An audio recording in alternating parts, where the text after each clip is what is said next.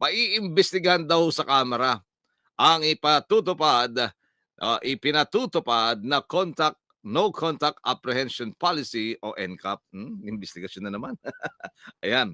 Sa resolusyong inihain ni One Rider Party List Representative Ramon Rodrigo Gutierrez, hiniling nitong suriin ang patakaran dahil sa mga hindi nare-resolve ang issue na nagdudulot naman ng kalituhan sa mga motorista.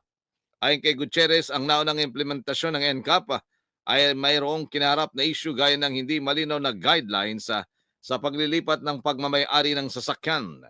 Hindi pare-pares na implementasyon ng mga batas trapiko at ang reklamo kaugnay sa hindi malinaw na road signages. Wow, dami no ha.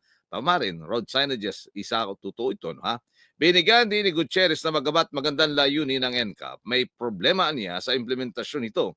Halimbawa, ang butas sa gitna ng kalsada kaya sa halip na dumiretsong motorista ay lumalabas ng linya. Ayun, nahuli sa kamera, meron kang violation. Tinukoy ni Gutierrez, ang tagal ng panahon bago makuha ng may-ari ang sasakyan ng notice of violation. Good morning!